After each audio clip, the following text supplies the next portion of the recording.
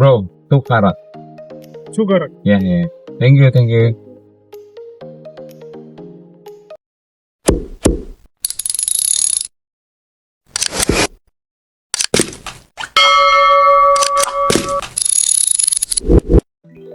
Hello everyone, welcome back to Dukjun channel, where we share simple moments, real stories, and meaningful memories. Today wala tayong bonggang travel, walang 5-star hotel, but we have something better. Of course, family, friends, fresh air, at libreng stress therapy dito sa Aspire Park. Pagdating pa lang namin dito, parang automatic na nag-reset ang mga utak. Kids running everywhere, adults are chilling pero nagbabantay pa rin ng mga gamit. Nagbibit-bit ng mga gamit. Aspire Park is that place na kahit walang plano, may mangyayaring kwento.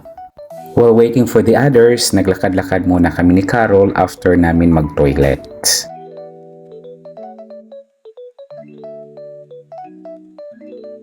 Isa-isa nang dumating ang mga friends. Siyempre may mga maaga, sila yung excited talaga. At may late din kasi on the way na daw for the last 30 minutes. Yung mga kids naman after magmano at hello, takbuhan agad. Adults naman yakapan na may kasamang reklamo sa traffic at diet na bukas na lang sisimulan. Kids are laughing, running, falling, getting up again, parang life lessons on replay.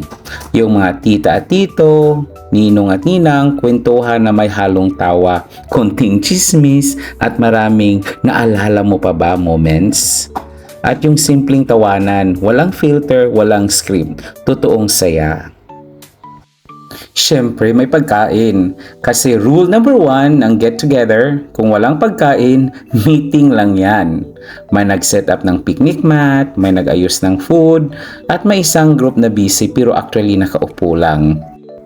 Habang busy ang mga adults sa kwentuhan, ito na ang tunay na bida ng hapon, ang mga bata. Takbuhan dito, taguan doon, may biglang tawa, may biglang sigaw, may nang aasar, at syempre may biglang tampo na after 5 seconds, bati na ulit sila. Dito mo talaga makikita na ang saya ng bata ay simple lang. Konting damuhan, konting kaibigan at maraming imagination.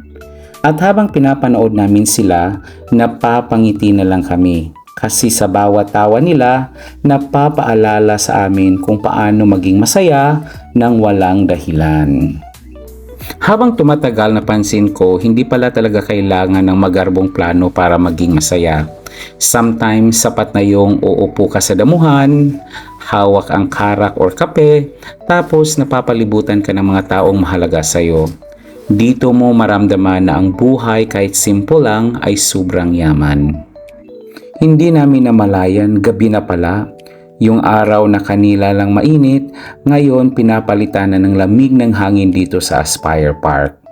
Tahimik na ang mga bata, pagod pero masaya. Yung mga tawa kanina napalitan na ng kwentuhan na mas kalmado, mas totoo. Habang naramdaman na namin ang cold breeze, parang sinasabi na ng gabi, okay na, you have lived this day well. Walang rush, walang ingay, just people sitting together, sharing space, sharing moment. Thank you for sharing this simple afternoon with us. This is Dukjun channel reminding you to choose joy and cherish every moment. See you in our next vlog.